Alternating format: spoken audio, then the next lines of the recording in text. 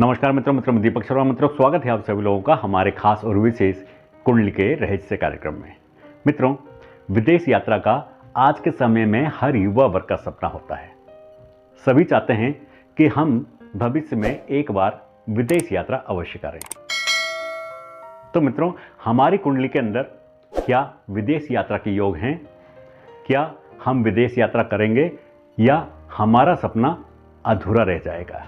मित्रों, इन्हीं सब बातों का आज के कार्यक्रम में विशेष रूप से विस्तार से अध्ययन करेंगे। तो चलिए मित्रों, चलते हैं और जानने का प्रयास करते हैं क्या हमारी कुंडली में विदेश यात्रा के योग हैं। मित्रों, सबसे पहले विदेश यात्रा का मूल भावार्थ जानने का प्रयास करते हैं।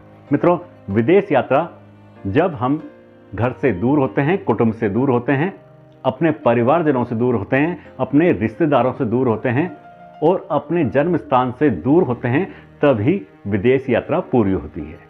तो मित्रों, मूल भावार्थ यह है कि विदेश यात्रा करने के लिए आपको अपना जन्म स्थान छोड़ना पड़ता है। अपने परिवार से, अपने रिश्तेदारों से, अपने कुटुंब से आपको दूर होना पड़ता है। यही इसका मूल भावार्थ है। और मित्रों, इसी भावार्थ पर हम आगे कुंडली में विचार करेंगे। तो मित्रों, जब भी विदेश यात्रा के योग दिखते हैं तो सबसे पहले कुंडली में कुछ विशेष भाव हैं जो इसके लिए जिम्मेदार होते हैं, उनका अध्ययन करते हैं। मित्रों, सबसे पहले हम लग्न को देखते हैं, लग्न पर विचार करते हैं। मित्रों, हम पहले भी बता चुके हैं कि किसी भी योग को जानने के लिए हमें सबसे पहले लग्न देखना है। तो यहां पर भी हम सबसे पहले लग्न देखेंगे और लग्न पर विचार करेंगे। उसके पश्चात हम कुंडली के द्वितीय भाव, जिसे हम कुटुंब भाव कहते हैं, उस पर विचार करेंगे। इसके बाद हम चतुर्थ भाव पर, जो माता का भाव होता है, सुख का भाव होता है और हमारे घर का भाव होता है, उस पर विशेष तौर से विचार करेंगे। मित्रों, यह तीन भाव हैं। इन तीनों भावों पर हमें विशेष रूप से विचार करना है। विचार क्या करना है यह हम आगे कार्यक्रम में बताएंगे। लेकिन यह तीन भाव भी ऐसे हैं जिनसे विदेश यात्रा के योग बनेंगे। इसके अलावा मित्रों, हमारी कुंडली के अंदर तीसरा भाव होता है जो यात्राओं का भाव होता है, छठा भाव होता है यात्राओं का भाव होता है, सातवां भाव भी यात्रा का भाव होता है, आठवें भाव से भी यात्रा का विचार करते हैं, नवें भाव से भी यात्रा का विचार करते हैं, 10वें भाव से भी यात्राओं का विचार किया जाता है। इसके अलावा मित्रों, मुख्य रूप से द्वादश भाव होता है, 12वां भाव होता है। यह यात्रा का ही भाव होता है, इसे विदेश भाव भी कहते हैं। और यही मुख्य भाव है जहां से विदेश यात्रा का योग बनता है। मित्रों, तृतीय भाव छोटी यात्राओं, छोटी मोटी यात्राओं के लिए होता है। अष्टम भाव से हम समुद्री यात्राओं का विचार करते हैं और नवम भाव से हम लंबी यात्राओं का विचार करते हैं। लंबी यात्राएं मित्रों धार्मिक यात्राएं, क्योंकि नवा भाव धर्म का होता है। तो जब धर्म के कार्य से प्रचार के लिए निकलता है तो लंबी यात्राएं करता है। तो नवे भाव से हम लंबी यात्राओं का विचार करते हैं। अष्टम भाव से हम समुद्री यात्राओं का विचार करते हैं। यहां से विशेष योग बनते हैं। अष्टम भाव का जब भी द्वादश भाव से संबंध बनेगा तब इसमें विदेश यात्राओं के योग बनेंगे। छठा भाव मित्रों नौकरी का भाव होता है। तो जब छठे भाव के संबंध द्वादश भाव से बनते हैं तो जातक नौकरी के लिए विदेश यात्रा करता है। दसम भाव का जब द्वादश भाव से संबंध बनता है तो दसम भाव व्यवसाय का भाव होता है, तो नौकरी का भाव होता है। जब भी व्यवसाय के लिए या नौकरी के लिए जातक विदेश जाएगा तो उसके विदेश जाने के योग बनेंगे। 10 मेष और द्वादश का जब भी संबंध हुआ तब उसमें योग बनेंगे। इसी प्रकार से मित्रों सप्तम भाव व्यापार का भाव होता है। तो जातक जब भी सप्तम भाव के संबंध 12वें भाव से बनेंगे, द्वादश भाव से होंगे, तब जातक व्यापार के सिलसिले में विदेश यात्रा करेगा। तो मित्रों, इस तरीके से द्वादश भाव से जब भी जिस भाव का संबंध बनेगा, क्योंकि मित्रों यात्राओं के उद्देश्य भिन्न भिन्न हो सकते हैं। जातक शिक्षा के लिए विदेश की यात्रा कर सकता है, व्यापार के लिए विदेश की यात्रा कर सकता है, नौकरी के लिए विदेश की यात्रा कर सकता है, घूमने फिरने के लिए, रोमांस के लिए विदेश यात्रा कर सकता है, धर्म प्रचार के लिए भी विदेश यात्रा कर सकता है। तो इन भावों से, जैसे पंचम भाव शिक्षा का भाव है, तो मित्रों जब भी पंचम भाव का द्वादश भाव से संबंध होगा तो जातक शिक्षा के लिए विदेश यात्रा करेगा। घूमने फिरने के लिए पंचम भाव से ही द्वादश भाव के संबंध देखे जाएंगे और तब वह विदेश यात्रा करेगा। इसी प्रकार से छठे भाव का जब भी संबंध बनेगा द्वादश भाव से तो वह नौकरी के लिए यात्रा करेगा। सातवें भाव से बनेगा व्यापार के लिए यात्रा करेगा। अष्टम भाव से जब संबंध बनेगा तो स्थायी निवास के लिए वह विदेश यात्रा करेगा। विदेश में जाकर स्थायी रूप से निवास कर सकता है, वहां पर व्यापार कर सकता है। नवम भाव से धर्म के प्रचार के लिए या किसी भी संस्था के लिए जब वह यात्रा करेगा तो नवम भाव का जब भी द्वादश भाव से संबंध होगा तो वह यात्रा के योग बनेंगे। दसवें भाव से वह व्यवसाय के लिए विदेश यात्रा कर सकता है। दसवें भाव का जब भी संबंध द्वादश भाव से होगा तो उसके विदेश यात्रा के योग बनेंगे।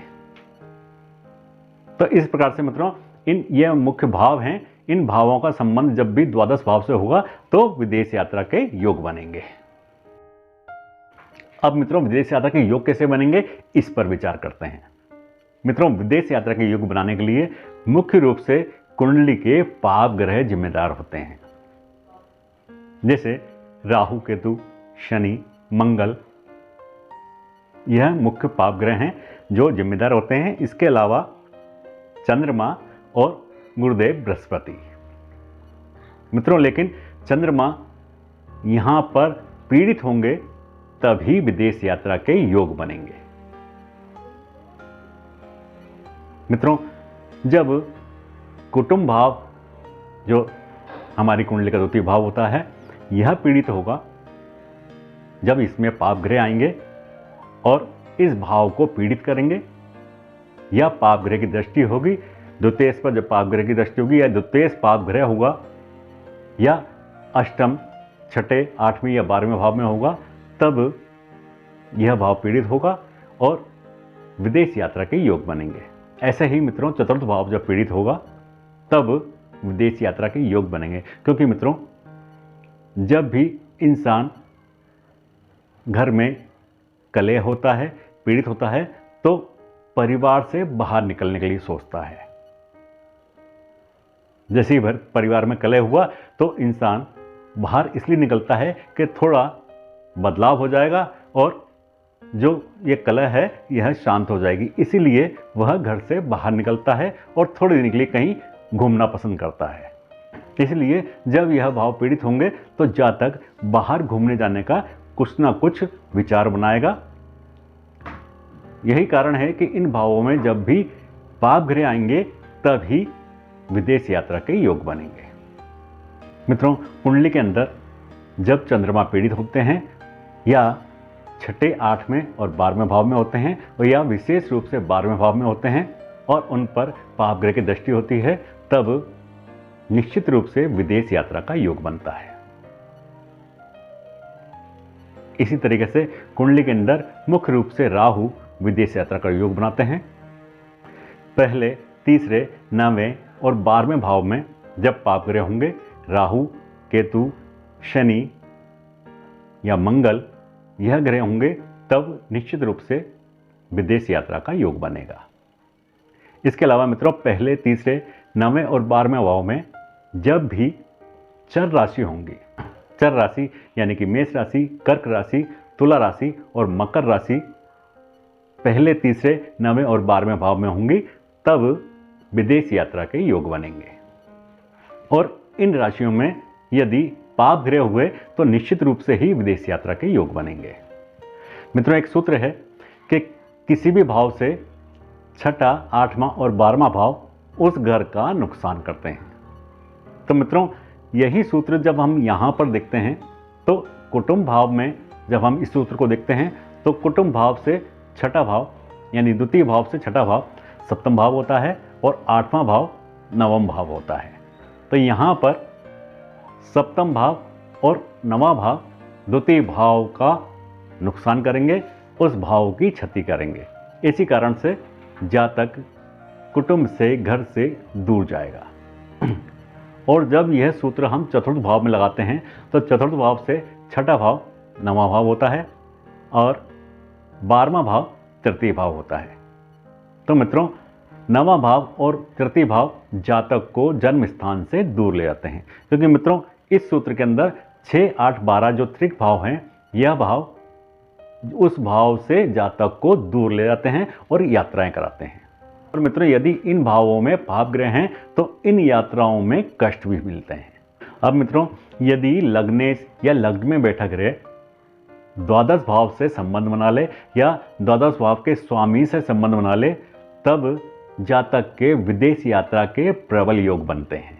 ऐसी स्थिति में जातक विदेश यात्रा अवश्य करता है। मित्रों, यहाँ पर एक बात अवश्य ध्यान रखनी है कि आपका लग्न भाव, द्वितीय भाव और चतुर्थ भाव, यह भाव मजबूत तो नहीं है। यदि यह भाव मजबूत हुए, इनमें उच्च के ग्रह हुए या इनके जो स्वामी हैं वह केंद्र में हुए, शुभ ग्रह हुए, तब मित्रों आपके विदेश यात्रा के योग नहीं बनेंगे। क्योंकि द्वितीय भाव यदि मजबूत हुआ तो वह आपको कुटुंब से दूर नहीं जाने देगा, और यदि चतुर्थ भाव आपका मजबूत हुआ तब मित्रों आप अपने जन्म स्थान को नहीं छोड़ पाओगे। लग्न यदि मजबूत है तो आप अपने ही घर में रहोगे, अपनी परिवार के साथ ही रहना पसंद करोगे। तो मित्रों, इन स्थिति में जातक के विदेश यात्रा के योग कभी भी नहीं बनेंगे, और योग यदि बने भी हैं तो आपको उसका परिणाम शुभ नहीं मिलेगा। मित्रों, इसके अलावा हमें 12वें घर की दशा कुंडली के अंदर अवश्य देखनी चाहिए। जब भी 12वें घर की दशा आरंभ होगी तब आपके विदेश जाने के योग बनेंगे। इसके अलावा मित्रों, पहले, चौथे और 10वीं घर की जब भी दशा आरंभ होगी, जातक के विदेश यात्रा के प्रबल योग बनेंगे। मित्रों, दशाओं को कुंडली के अंदर देखना अत्यंत ही आवश्यक है। बिना दशा देखे आपको विदेश यात्रा का समय ज्ञात नहीं हो पाएगा, इसलिए दशा देखनी चाहिए। दशा देखकर ही अपने विदेश यात्रा के योग देखने चाहिए।